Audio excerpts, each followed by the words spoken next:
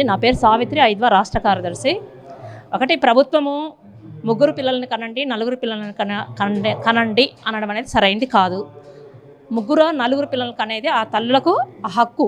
మీరు చెప్పేది కాదు ఆ హక్కు. మీరు ఇద్దరు పిల్లల్ని కనండి, ఒకరిని కనండి అనేది అది నీ హక్కు కాదు, అది మా హక్కు. తల్లులకే ఆ హక్కు ఉండాలి.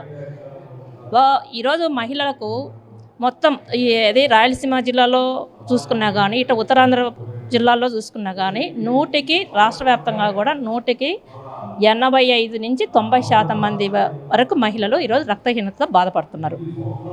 అది ముఖ్యంగా గైనకాలజిస్టులు, డాక్టర్లను అడిగితే సర్వే ప్రకారము 70% ఉందంటే డాక్టర్ల దగ్గరికి పోయి సర్వే ఆ రిపోర్ట్ తీసుకుంటే వాళ్ళ దగ్గరికి రోజు పేషెంట్లు ఎంతమంది వస్తున్నారు, ఎంతమందికి రక్తహీనత అంటే స్వయంగా వాళ్ళు చెప్తారు. 90 నుంచి 90% కూడా ఉందనేది కూడా చెప్తున్నారు ఈరోజు లెక్కలు.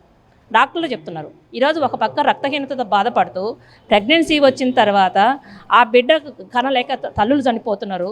ప్రసవించిన తర్వాత బిడ్డ పూర్తిగా అనారోగ్య పాలైపోయి బిడ్డ చనిపోతుంది. ఈరోజు ఇన్ని రకాలుగా ఇబ్బందులు పడుతుంటే మహిళలు ఈరోజు నలుగురు బిడ్డలను కనండి, ఇద్దరు బిడ్డలను ముగ్గురు కన్నా అది మీకు మాట్లాడే హక్కు మీకు లేదు. ఫస్ట్ పాయింట్ చంద్రబాబు నాయుడు గారికి, ఆయన పెద్దోళ్ళు వయసు రీత్యా 75 నుంచి 80 సంవత్సరాల వయసులో ఉంది. అది ఎట్లా ఆయనకి ఎవరిచ్చారో నిపుణులు, ఆయనకి ఎవరిచ్చారో సొల్యూషను. అందుకని ఇప్పటికైనా కానీ అక్కడున్న అసెంబ్లీలో ఉండే మంత్రులు కానీ, మహిళలు కానీ ఎవరైనా కానీ దానిపైన మాట్లాడకుండా అనేది ఇది చాలా బాధాకరమైన విషయం. మహిళల చేత ఓట్లు వేయించుకొని ఈరోజు జనాభా పెరుగుదల కావాలనుకున్నప్పుడు ఈరోజు ముస్లిం జనాభా పెరుగుతుంది. ఈరోజు మన రాష్ట్రంలో కానీ భారతదేశంలో జనాభా పెరగలేదు కాబట్టి, హిందువుల జనాభా పెరగలేదు కాబట్టి, కాబట్టి హిందువులందరినీ పిల్లలు కనమని గతంలో ఏదైతే మోదీ గారు చెప్పారు, అదే మోదీ గారి మాటలు ఈరోజు చంద్రబాబు నాయుడు సమంజసమైంది కాదు అని మేము ఈ సందర్భంగా తెలుపుతున్నాం.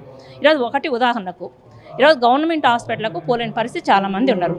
ఈరోజు చాలామంది 98% మంది ప్రెగ్నెంట్ మహిళలు సిజరీన్లు గవర్నమెంట్ హాస్పిటల్కి పోతే ఇబ్బంది అవుతుంది.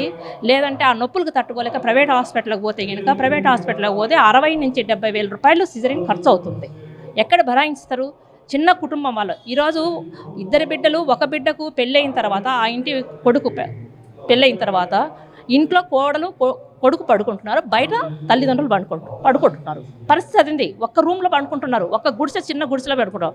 ఉదాహరణకు గత 2 నెలల కిందట కర్నూలు జిల్లాలో రూరల్ అంబేద్కర్ నగర్లో బిడ్డ కోడలు ఇద్దరు లోపల పడుకున్నారు. ఆ తల్లి బయట అరుగు మీద పడుకున్నది.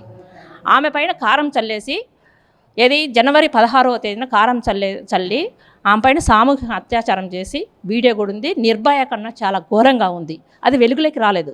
స్వయం మా ఐద్వా మహిళలు అక్కడ ఆ కమిటీ ఉంటే అక్కడ పోతే పోలీసులు కూడా పట్టించుకోలేని పరిస్థితి ఉంది. ఇంత దుర్మార్గకరంగా ఉంటే ఒక పక్క ఇద్దరు పిల్లలు, ఒక బిడ్డకే సొంత ఇల్లు లేకపోతే ఇద్దరు బిడ్డలు కనండి, నలుగురు బిడ్డలను కనడం అనేది నీకు సమంజసమేనా అని ఈరోజు 25,000 రూపాయలు ఒక ఇద్దరు తర్వాత నలుగురికి ఇస్తామని చెప్తున్నావు. 25,000 రూపాయలు ఎట్లా సరిపోతుంది? ఒకవేళ ₹1,00,000 ఇచ్చినామనుకో, ₹1,00,000 ఎవరు ఆరోగ్యంగా కాపాడతారు? ఒక పక్క ఏమో తాగుడుకు విచ్చలవిడిగా తాగనని చెప్తారు, ఒక పక్క ఏమో మహిళల బిడ్డలను కనమని చెప్తారు. బిడ్డల కన్నీ ఇట్లా అనారోగ్యం పాలు చేసి తాగమని చెప్పేసి మగవాళ్ళకు అటు అనారోగ్యం పాలు చేసి ఎవరు బాధ్యత అని. అందుకని ఇప్పటికైనా ప్రభుత్వంగా పునరాలోచించాలి. ఈరోజు బిడ్డలను కనమడానికి ఈరోజు అంబానీ గారు ఈరోజు వీళ్ళందరూ కూడా కంపెనీలు పెడుతుంటే కార్మికులు తక్కువ వస్తారు, లేదంటే కనుక పని చేసేదానికి తక్కువ వస్తారని చెప్పేసి ఈరోజు ప్రైవేట్ వాళ్ళకు ఒక పనులు కల్పించడానికి జనాభా కావాలని చెప్పేసి కనడం అయింది సరైనది కాదు. అందుకని ఇప్పటికైనా కానీ చంద్రబాబు నాయుడు గారు మాత్రం ఆ మాట వెనక్కి తీసుకోవాలా, లేకుంటే కనుక రాబోయే కాలంలో మహిళలు మాత్రం చాలా పెద్ద ఎత్తున పోరాటాలు చేస్తాం.